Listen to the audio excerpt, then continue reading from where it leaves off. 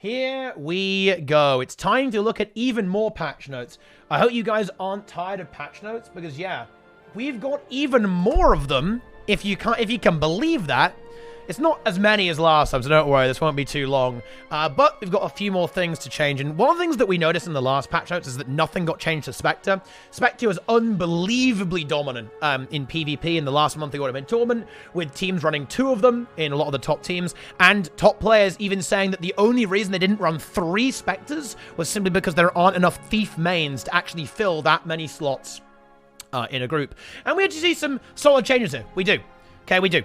And specifically, we have Hungering Darkness. This is a pulsing thing while you're in Shroud that you cleanse a Condi every 1 second, and you give them a barrier and a heal too, which is obviously quite fucking good. You have to basically consume conditions, right? You can see how it works. We just click on it here.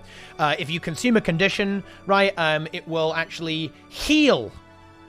Okay, it will heal percentage of your base health, and you grant the tethered ally barrier. This meant that Spectre had a crazy amount of sustain, because not only condition builds apply coins, right? A lot of power builds apply coins. There's a lot of Condi application in PvP right now. So this gave Spectre a huge amount of sustain. This nerfs it significantly. They did slightly increase the numbers to compensate, particularly the scaling, but that won't really compensate it for that much, right? The interval is 3 seconds. That's it's like a 66% nerf, right? With a slight compensation there, so a little bit less than that, more like 40, 60% nerf, maybe like, like 55%, 60% nerf approximately. Just kind of eyeballing that. Realistically, this is way worse now. It's still a pretty strong trait, to be honest, but the big issue with Spectre, in my mind, was that it had too much sustain, right? In a way, the damage was not the end of the universe. It's kind of good to have things that do damage, stuff like Herald, stuff like Hollowsmith, and now we have Spectre. Spectre was just a little bit too versatile. It was just a bit too tanky, a bit too sustainy in some of these fights, and this will definitely address that a lot. And another change over here is to Siphon, actually. Siphon, you get less Shadow Force now.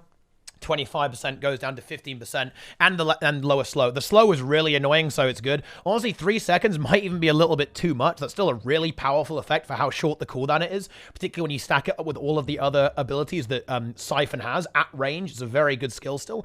The other really nice thing about Siphon is you can use it while you're in Shroud, so you can kind of heal yourself in a way during Shroud to get some Shadow Force back. That really helps it sustain itself well too. So that's a pretty good nerf, I think. These 2 changes I'm very on board with, right? Now, we also see a pretty significant nerf to Twilight combo, which is the Scepter Dagger combo skill here. The initiative cost is up from 4 to 5, and the projectile power coefficient is down to 1.3. Chill duration is down, and poison and torment duration is down from 8 to 6. Now, to be honest, this skill kind of needs... This is a bit of a problematic skill, okay? It has a lot on it, right? Because Spectres will be quite versatile with the way it operates, but this is a very, very versatile skill, right? It applies a good amount of power damage, chill, poison, and torment all on one ability. Now, I know that dual attacks are that. It's kind of like combining the 2 weapons together, but realistically, I think this skill is a bit overstacked here.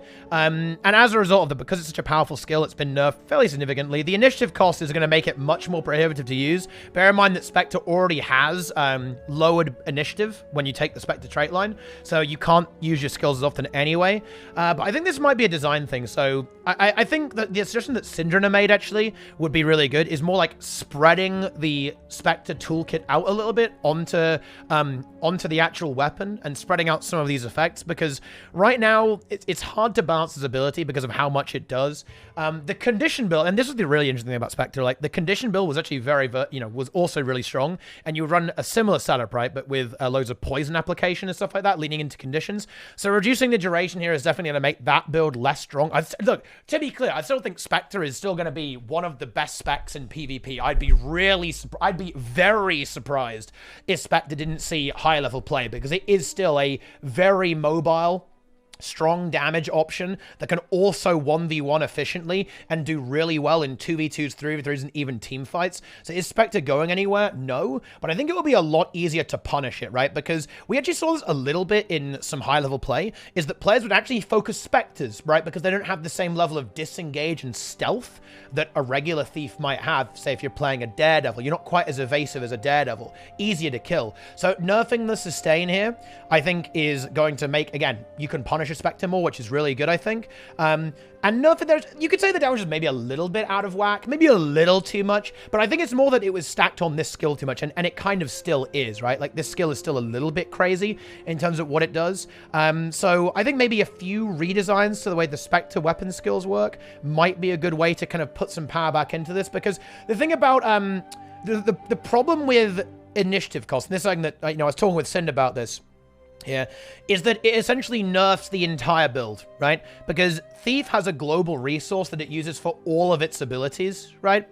And if you increase the initiative cost, well, it means you can't use your other skills as well, right? Because if you use 5 initiative, well, that's 1 less initiative you could use on another skill, right? So having these really expensive abilities, it kind of... It might make the game balanced, but I think it can make the game feel a little bit unfun and very rigid in the way that you can actually play, right? Because you're going to have to use all of your resources here. I think the really, really egregious example of this is Shortbow 5, right? Infiltrator Shot, where you have this 8 initiative ability or something crazy like that, and it's a very powerful skill, obviously, but it's like, at that point, you need to redesign it, right? You can't have a skill that uses, like, all of your initiative, right? In one go. It's just it's not fun. It's just not good design to have it like that. So it's more like these abilities need to be reworked a little bit and changed. And maybe the metagame needs to change as well, right? Like, one of the big problems that Thief is really strong is because the meta is quite slow, right? Thief likes a slow meta, particularly like the decap stuff, because it can just run away from the fights, right? People won't die, get a decap, right? Or even get a +1, then come back, right? If the meta speeds up a little bit, the actual value of Thief will actually decline. So I think that's another target that ArenaNet should have here. And we actually see them doing this a little bit here with Death Shroud and Mech. I actually think this Mech nerf might actually not be enough, right? Like this, call me a little skeptical of this. So what they've done is they made it the internal cooldown on channeling conduits, which is whenever you apply barrier, apply Alacrity, right? They've increased that to a 3-second ICD.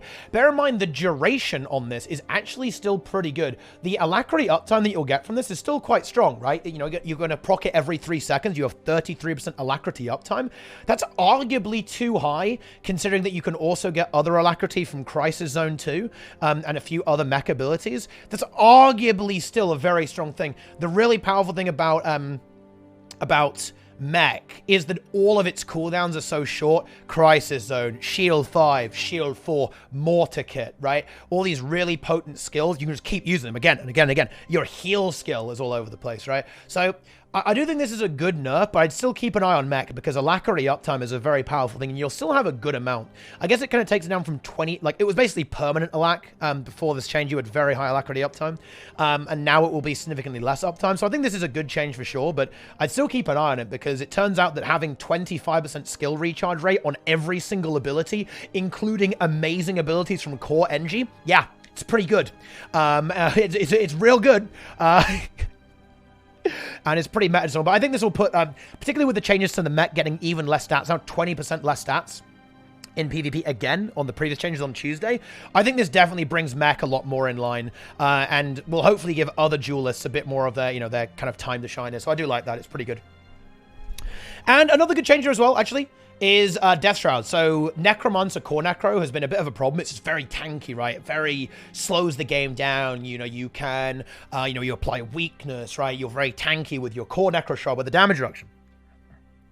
And the life force loss per second is from 4 to 5%. That's a pretty big deal, by the way, because before it was 3% a very long time ago. Now they buffed it to 4% in PvP only, and now it's 5%. This actually is a significant reduction to sustain, and it means you can also stay in Shroud and use less Shroud abilities before you have to recharge. This is actually a big deal, in my opinion. You will probably lose, like, at least 5, you're looking at kind of like losing 5%, 10% of your health here, basically, because of this change. This will significantly reduce the tankiness. It's still going to be pretty good. I think Core Necro will still end up being pretty powerful in the metagame, which I think is good. But look, I'm going to say something. Core Necro in general, I think I'd like to see a metagame where you play Reaper, right? I'd like to see Reaper's survivability and tools maybe upgraded a little bit so it can actually hold on a bit, because Reaper does a lot of damage, but it's just such a free kill, right? You just can't survive on it. Like, you don't have the ability to hold on and actually be in these fights. Like, Reaper or Harbinger would lead to a faster metagame and potentially make the game a bit more exciting. Whereas Core Necro, it does have a bit of a slowing effect on the flow of PvP, which is actually all flowing back into it. Like, honestly, this is why I'd love to have a talk with some of the PvP guys about this, because this is an unbelievably complicated issue. If the meta is slow, it means that Thief is really oppressive, right? If Thief ends up really oppressive, then you're kind of incentivized to play really bunkery side noders, right? Then you've got really bunkery side noders, so the 1v1s are really boring, and it makes it more team fight oriented. Oh, it gets more team fight oriented? Then yeah, it's gonna kind of slow down even more when people run like more supporty, tanky, bruisery builds, and then, oh great, now it's making it even worse. It's making Thief even better. It's a really complicated issue and very hard for the balance team to resolve, I think. But it's all linked together. Like, everything is linked together in the way that this stuff interacts balance-wise. However, I do think these are good changes. I like all of them. I think that maybe... you know what? This is going to be a hot take, but I honestly think Thief needs a major rework.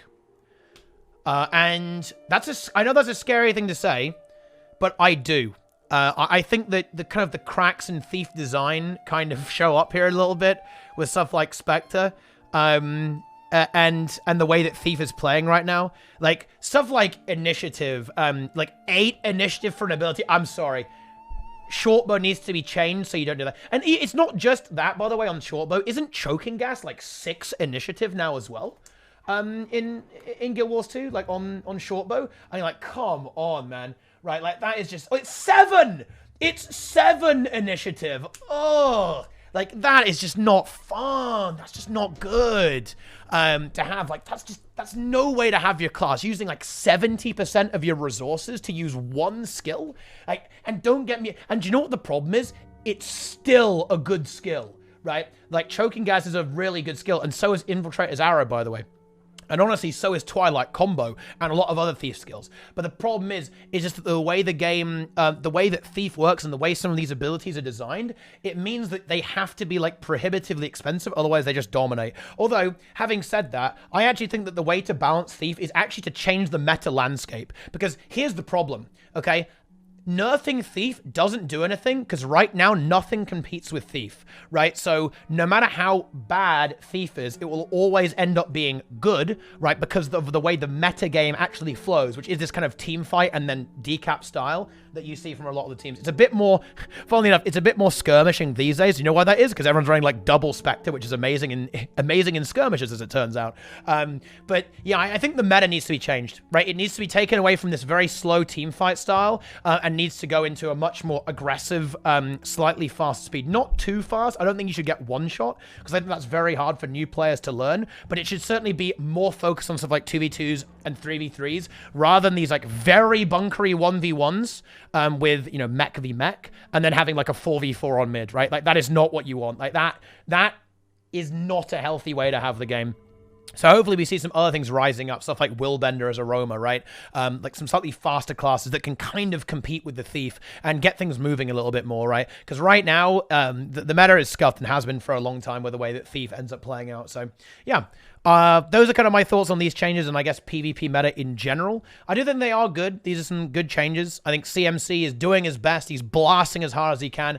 Who knows? Maybe it's time to have another chat and, you know, talk about some stuff and sort out some of these issues and get some big gamer situations. But that's it.